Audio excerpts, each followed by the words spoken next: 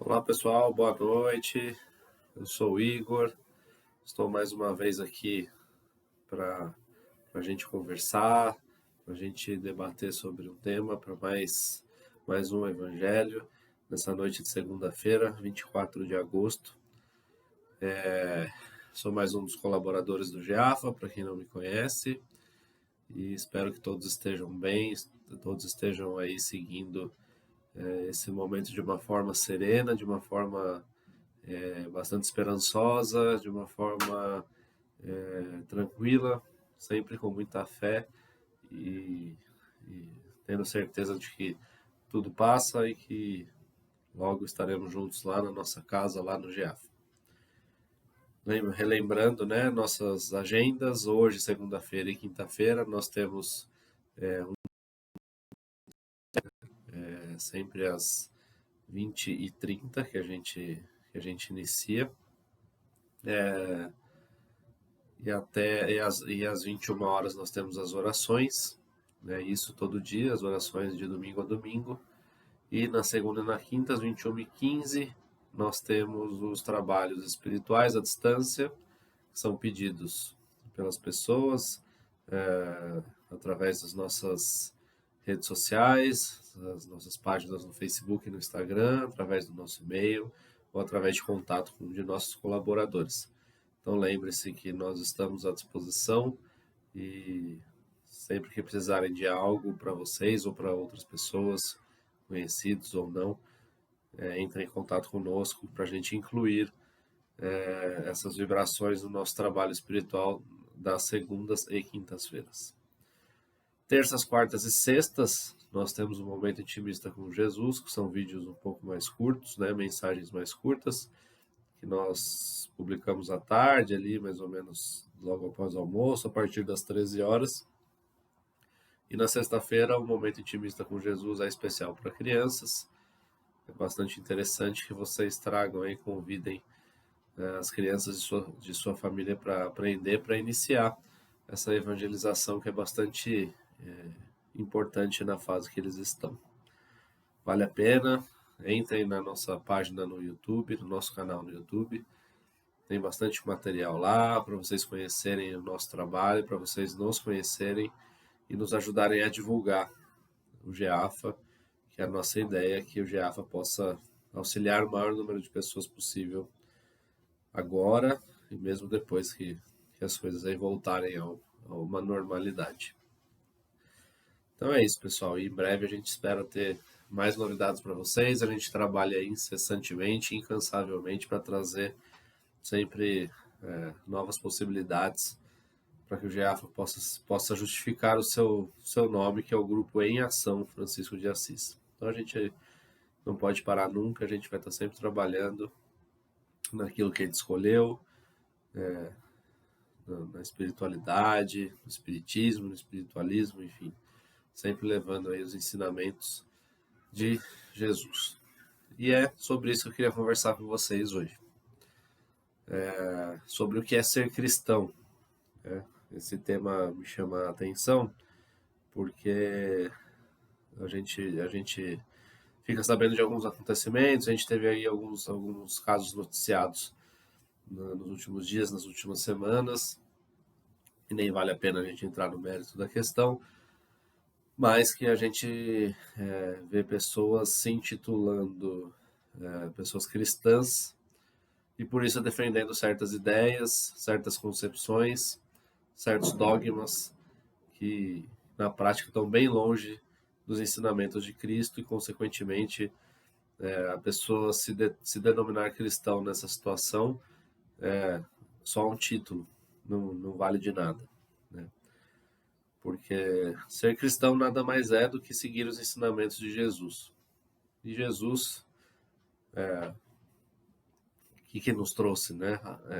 Ensinamentos e amor, principalmente. Se a gente age com amor, a gente está bem próximo do que Jesus nos ensina. Ao contrário disso, se envolver ódio, se envolver intolerância, se envolver preconceito, pode ter certeza que a gente está longe de uma atitude cristã, tá bom? Então, eu queria conversando com vocês. Muito se discute, né, se a doutrina espírita, quem segue a doutrina espírita ou espiritualismo, pode ser considerado cristão, né? Na minha opinião, é uma discussão que pouco importa, mas algumas religiões dentro do cristianismo, só separando bem isso, né? A religião cristã, obviamente, é aquela que acredita em Jesus Cristo e tem como base os ensinamentos de Cristo. Então, a diferença que existe aí, o que se discute se quem segue a doutrina espírita é cristão é porque os espíritas não acreditam em Jesus Cristo como um ente, digamos, divino. Não sei se é a palavra correta, porque todos nós somos seres divinos. Como espíritos, nós somos seres divinos. Mas, diferente de outras religiões cristãs, que entendem Jesus como se fosse Deus, na verdade, numa forma é, encarnada, né? Então, como um ser místico, digamos assim. O Espiritismo não, né? Nós entendemos Jesus Cristo como um homem que veio à Terra, um homem que encarnou, que reencarnou na Terra naquele momento, um homem de carne e osso, obviamente com uma evolução gigantesca.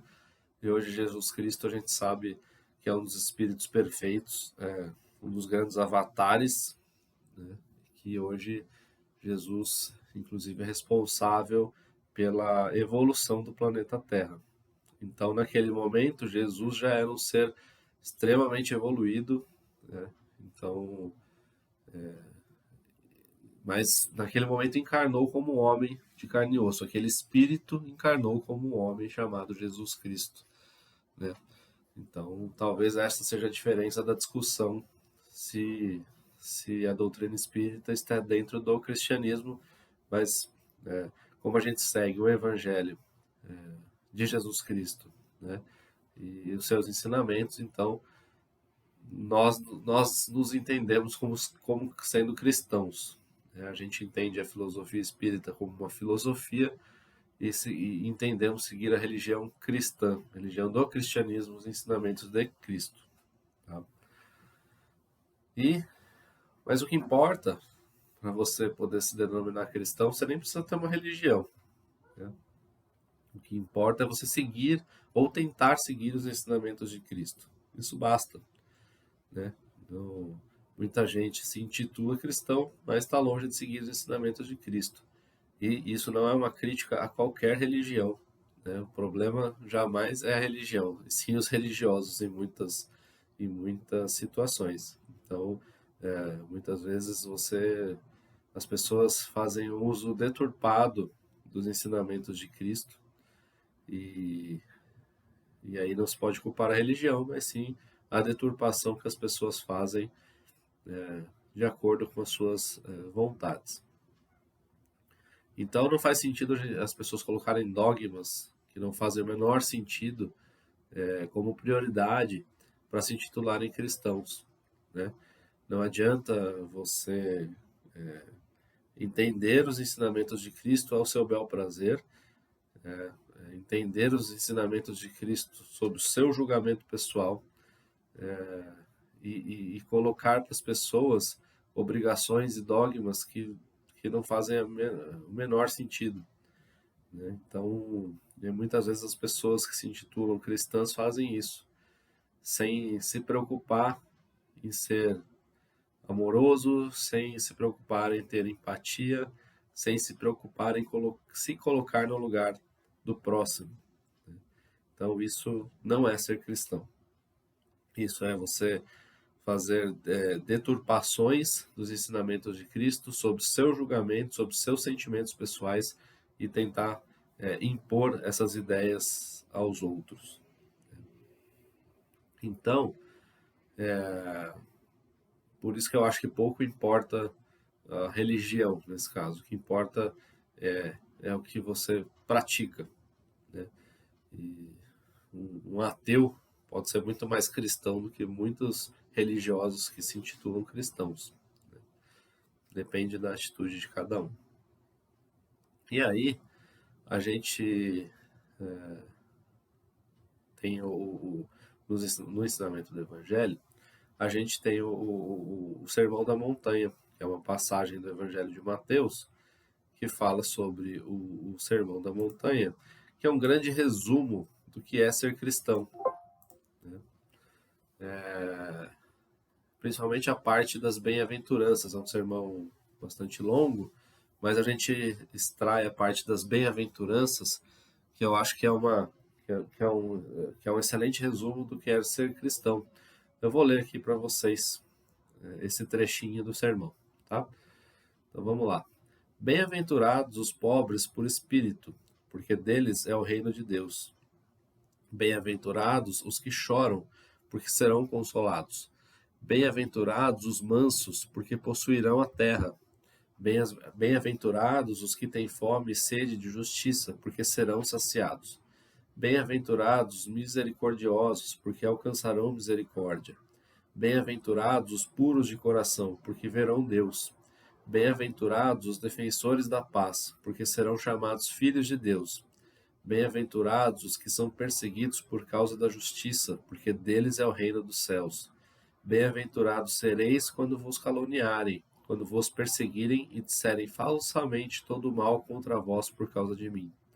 Alegrai-vos e exaltai, porque será grande a vossa recompensa nos céus, pois assim perseguiram os profetas que vieram antes de vós. Então é isso. Isso é uma linha de conduta cristã. E a gente deve se questionar se a gente está colocando em prática esses ensinamentos das bem-aventuranças do Sermão da Montanha. O que a gente estiver fora disso, podem ter certeza, meus irmãos, a gente está longe do ser cristão. Né? E ser cristão é algo que a gente tem que colocar, internalizar e fazer isso 24 horas por dia, 7 dias por semana. Né? Ou pelo menos tentar. Óbvio, ninguém aqui busca a perfeição neste momento da nossa existência. Né? Se fôssemos seres perfeitos, não estaríamos aqui. Estaríamos ao lado de Jesus ou trabalhando juntamente com ele ou com outros avatares. Estamos a anos-luz, muito distantes disso. Mas eu acho que a gente tem que entender que a gente tem que sempre tentar e a gente tem que ter sempre dentro de nós esses ensinamentos. Não adianta a gente ser cristão de vez em quando. Né?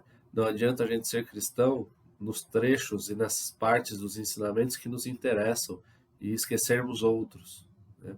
Não tem como ser cristão tipo rodízio, né? De segunda, quarta e sexta eu sou cristão. E nos outros dias não. Nos finais de semana não. A gente tem que ser cristão todo o tempo. E ser cristão todo o tempo não significa ser perfeito todo o tempo. Nós não temos essa condição neste momento. Mas ser cristão todo o tempo é ter em mente e ter dentro do nosso coração esses ensinamentos. E quando a gente perceber que a gente saiu disso, a gente saber voltar. A gente saber consertar ou tentar consertar nossos erros. Tentar assumir aquilo que não está bom dentro dos ensinamentos de Jesus e tentar nos evoluir um pouquinho a cada dia. É um passo, são passos pequenos, mas que são extremamente importantes para a nossa evolução. Mahatma Gandhi, que obviamente não era cristão, né, era hindu, não seguia o cristianismo, tem uma frase muito importante dele que diz: se perdessem todos os livros sacros da humanidade e só se salvasse o Sermão da Montanha, nada estaria perdido. Ou seja, é essa ideia de que essa parte das bem-aventuranças, principalmente, e do Sermão da Montanha como um todo, é um grande manual de conduta moral, né? É um grande manual de conduta cristã. Então, como disse Gandhi, se tudo se perdesse, se a gente tivesse os ensinamentos do Sermão da Montanha, é tudo que nós precisamos, né? E digo mais, né? A gente só precisaria de uma frase de Jesus que diz: amai a Deus sobre todas as coisas e amai ao próximo como a si mesmo. Se a gente conseguir colocar em prática essa pequena frase, já é um grande resumo do que é ser cristão e do que é ter uma conduta ética e moral. Então, por um lado, se a gente ainda não pode ser perfeito todo o tempo, a gente tem que entender que não é tão difícil assim a gente, pelo menos, começar a tentar dar os nossos passos. Não é tão difícil, não é tão distante a gente poder colocar em prática os ensinamentos de Cristo. A gente tem os ensinamentos, a gente tem as lições, a gente tem os exemplos. Basta a gente, de fato, com o coração, internalizar todos esses ensinamentos e tentar colocar em prática. Dia após dia é árduo, é difícil no sentido de que, sim, nós vamos escorregar, nós vamos agir fora dos ensinamentos, mas a gente tem que saber, a gente tem que reconhecer os nossos erros e reconhecer que está nas nossas mãos a nossa jornada, a nossa caminhada. A gente não pode se vitimizar, a gente não pode esperar o milagre. Cabe a nós andarmos com nossas próprias pernas, baseados no ensinamento do Cristo. Cristo não precisa voltar, né? A gente ouve muitos cristãos falando que Jesus vai voltar. Ele não precisa mais voltar, né? Ele deixou ensinamentos há 2000 anos, há 2020 anos, né? Pouco, né? Aproximadamente 2000 anos. É. E os ensinamentos estão aí, válidos, né? Ensinamentos totalmente atemporais. Então, ele já fez o que tinha que fazer, né? Ele já deixou os ensinamentos, agora cabe a nós. Nós não precisamos mais, como na época precisava, dessa vinda de Jesus para nos encaminhar. Agora é conosco, né? O trabalho agora é nosso. E eu queria falar, separar cada trechinho das bem-aventuranças para a gente conversar um pouco sobre o que significa e o que significa aplicar isso no nosso dia a dia.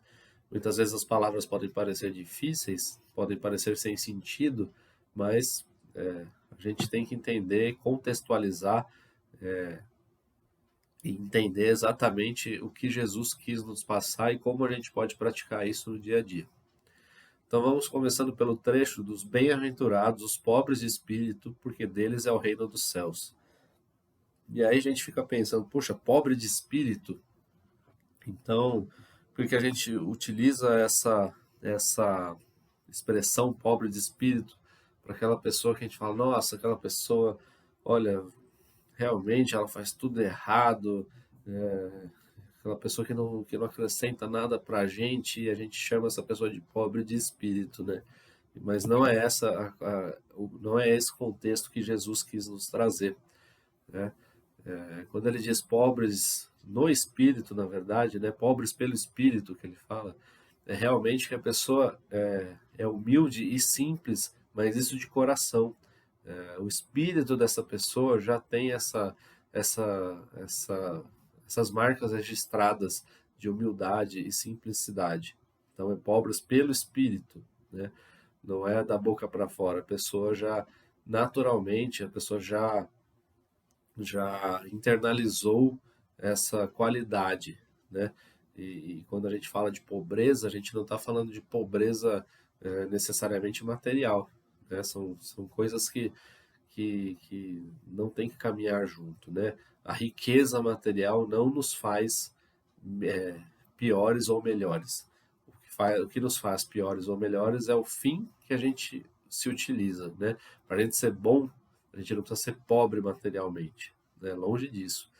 A gente pode ser bom ou ruim, sendo pobre materialmente ou rico materialmente. Isso a gente vê aí inúmeros exemplos que, que realmente não tem nada a ver, né? Então, por mais que a gente tenha ou não bens terrenos, a gente tem que ser desapegado, a gente tem que ser desprendido deles, né? É a diferença entre possuir e ser possuído, né? Uma coisa é você possuir, é você ter posse sobre bens materiais. Outra coisa é você ser possuído por isso, né? Então é aquela coisa, você tem que olhar para o seu dinheiro, para os seus bens e falar quem é o dono de quem, né? Como diz a música.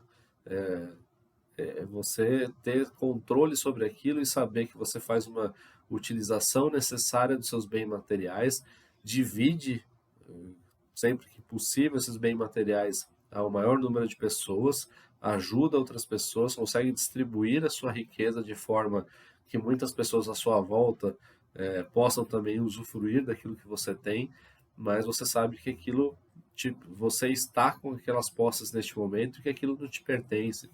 A partir do momento que você desencarna, você não leva nada. Né? Então, isso é ser pobre pelo espírito.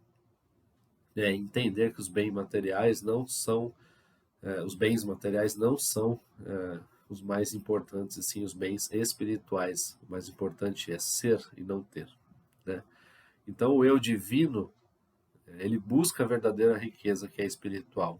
O eu humano, muitas vezes, pode cair na, na, no erro de entender que nós temos sempre que passar nossa vida buscando riqueza, riqueza, acumular, acumular, e entender e ser possuído por isso, e o que é um grande equívoco, né, na nossa jornada espiritual.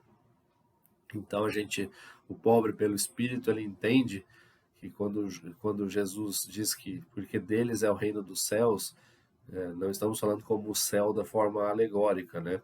É a espiritualidade, é o superior, né? A nossa casa verdadeira, né? Onde aqui, nossa passagem neste momento é uma passagem, nós estamos encarnados na Terra, mas nossa casa não é aqui, né? Nós somos espíritos e, portanto, nós almejamos viver num, num, numa dimensão melhor, em outra dimensão, em outro plano superior a este que nós vivemos, certo? Então, é isso que a gente tem que entender. O reino dos céus é nesse sentido também. O próximo trecho fala: bem-aventurados os que choram, porque serão consolados. Então, o que Jesus quis dizer com isso? A gente tem que passar a vida inteira triste, a vida inteira chorando? Não, também não é isso. No planeta de provas e expiações como o nosso, que ainda nós estamos vivendo essa fase de transição, né, da Terra, obviamente nós teremos provas, nós teremos expiações. Portanto, teremos momentos de dor. É inevitável não passarmos uma encarnação sem qualquer momento de dor. Seja uma dor menor, seja uma dor maior, né? Dor não se mede, dor a gente sente, cada um sente do seu jeito.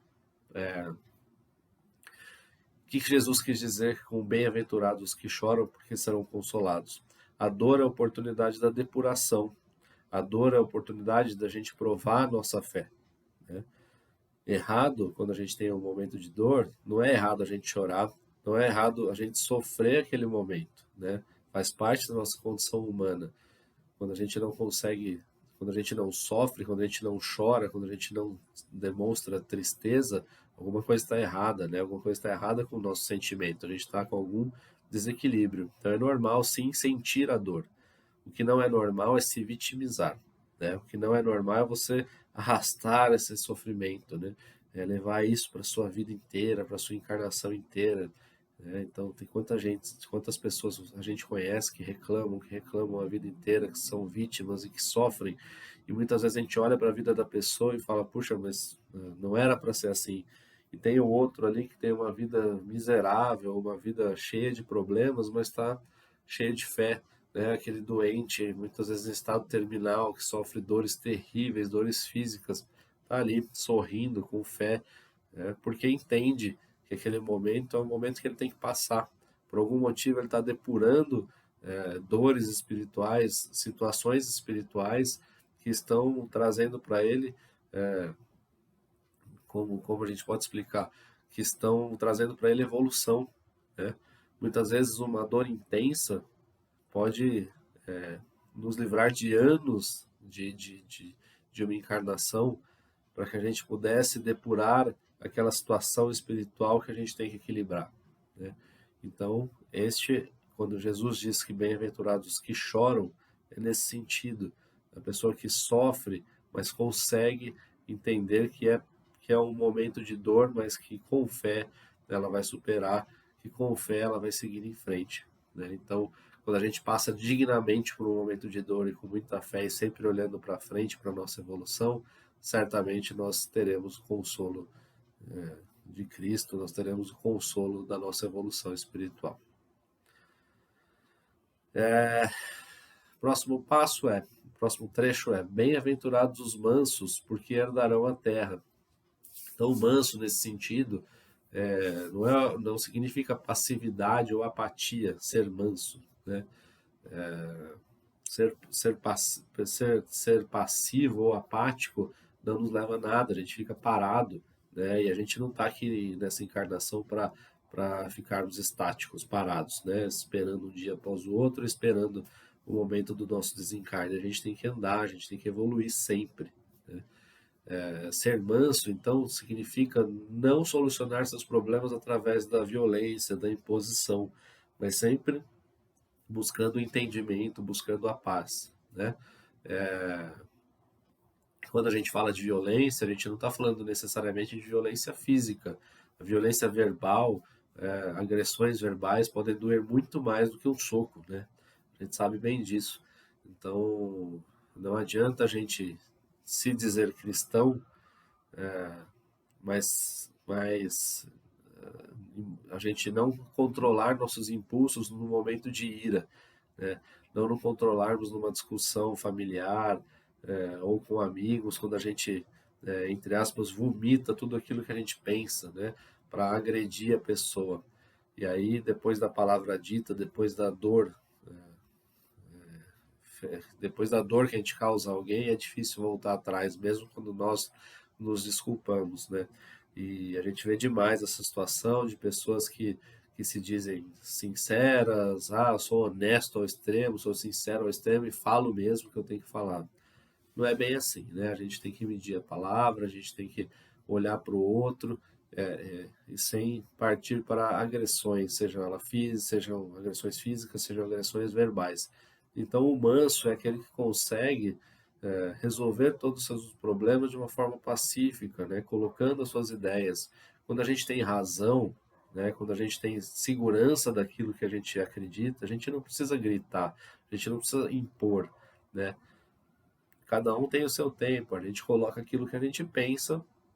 Se a pessoa concordar, se os outros concordarem ou não, não é um problema nosso, né? Então a gente tem que agir sempre de uma forma bastante ponderada, de uma forma mansa nesse sentido, né? Então, esse sentido que Jesus quis nos dar quando ele diz que herdaremos a terra, é a terra regenerada, né?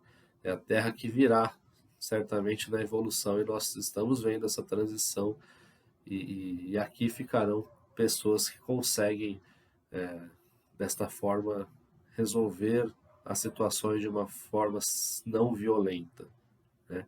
Então, aos poucos, o planeta está se depurando, os humanos estão se depurando, obviamente através ainda de dores, através de situações críticas, mas aos poucos nós estamos passando pela transição da Terra para a Terra regenerada, e aqui teremos uma morada melhor, como prometeu o Cristo, e ele está trabalhando nesse sentido.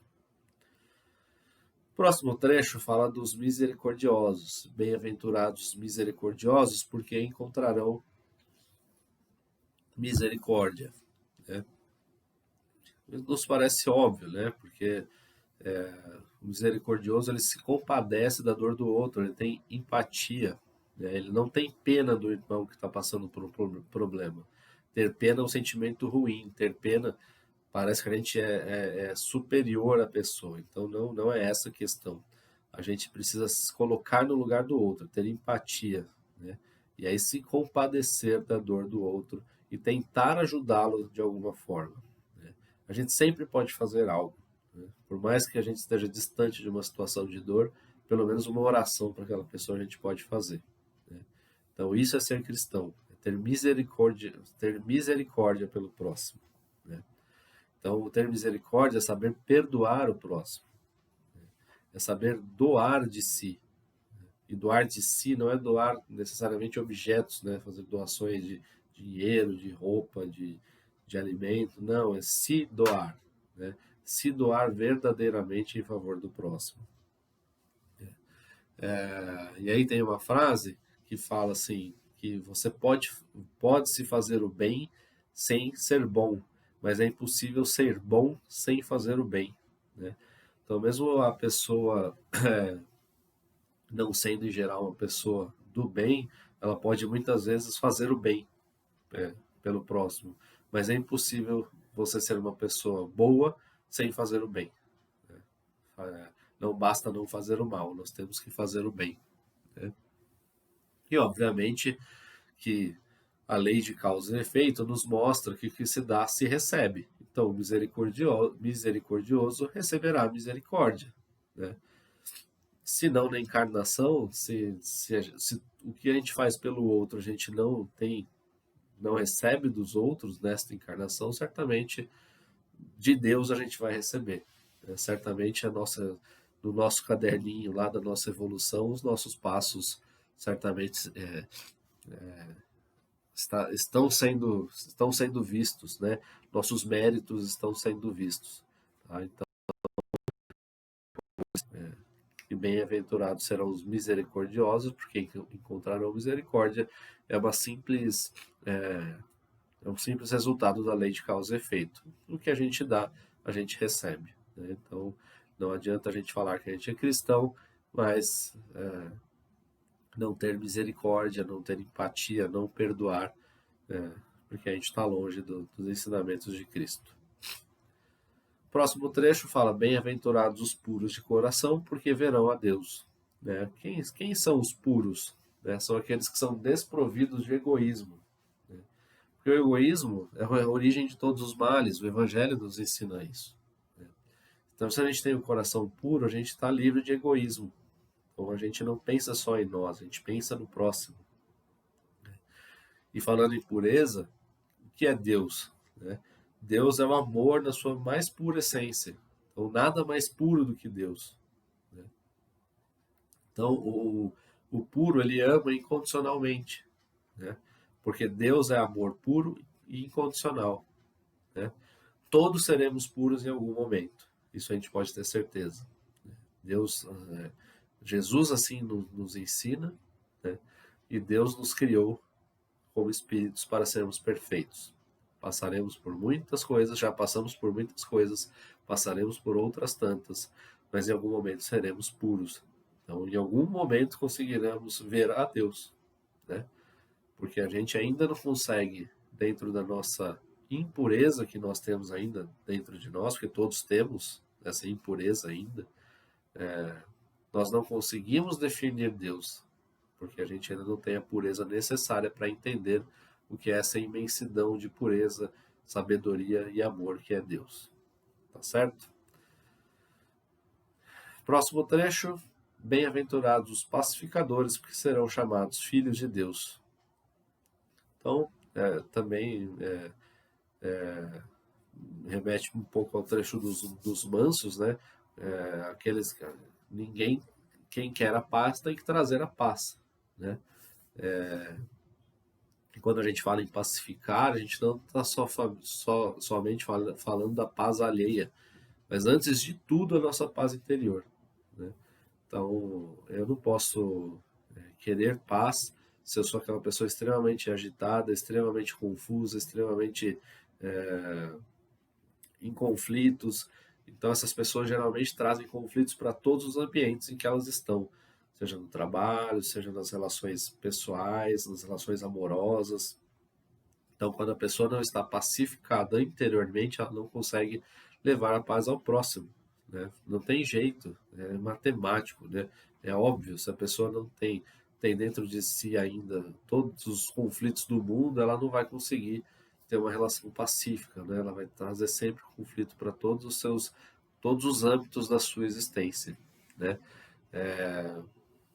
As pessoas que são intolerantes, por exemplo, elas não têm a paz dentro delas, porque intolerante não consegue tolerar a si próprio, né?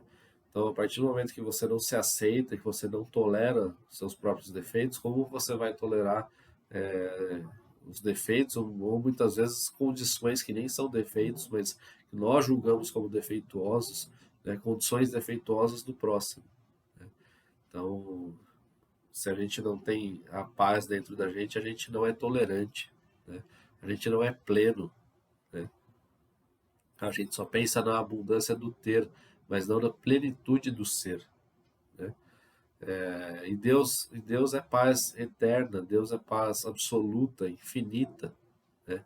Quem conquistar essa paz verdadeira, obviamente merece o título de filho de Deus. Obviamente que todos somos filhos de Deus, todos somos criados por Ele, e obviamente somos, e por consequência somos seus filhos, né? Mas somente estaremos como filhos de Deus e como cristãos a partir do momento que a gente consegue se pacificar e trazer paz ao próximo, né? E quando se diz, a gente ouve muitas vezes que para conquistar a paz nós precisamos da guerra, né? Quantas guerras se deram por conta dessa máxima, mas que na verdade os objetivos eram totalmente diferentes do que de fato a paz, são objetivos materiais, objetivos econômicos, territoriais, né? Muito, o que não se quer mesmo ali, obviamente, é a paz, mas sim outros interesses, né? Quando a gente fala que a conquista da paz se dá pela guerra, é uma luta interna, né? Uma luta contra nossos instintos, que são precários, que são primitivos, né? Então a gente precisa lutar contra isso, contra esses instintos precários e primitivos, para que a gente possa ter paz, para que a gente possa evoluir, para que a gente possa se chamar cristão. E para terminar, bem-aventurados os que sofrem perseguição por causa da justiça, porque deles é o reino dos céus. Bom, a gente lembra que como os cristãos, né, pelo que a história conta, eram perseguidos. As pessoas não podiam se assumir cristãos, que muitas vezes eram mortas, eram perseguidas, pessoas que se diziam cristãos até o fim e eram leais aos ensinamentos de Cristo, morriam na fogueira, né? A gente sabe disso, a história nos conta. Então, obviamente, as pessoas tão leais aos ensinamentos do Cristo jamais seriam abandonadas por ele, né? E a gente tem que trazer isso para os nossos dias atuais. Hoje, o cristão não é perseguido, graças a Deus, né? Hoje a gente pode dizer exatamente aquilo que a gente pensa, a gente tem liberdade religiosa, né?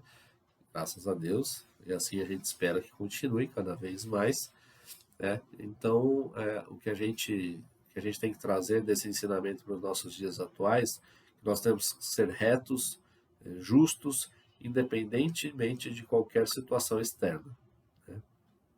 Então, quando a gente tem os valores dentro de nós temos que aplicá-los, nós temos que falar sobre os nossos valores e nós temos que agir dentro desses princípios, desses valores cristãos, né? E muitas vezes nós somos mal interpretados, nós somos julgados, né? Então, se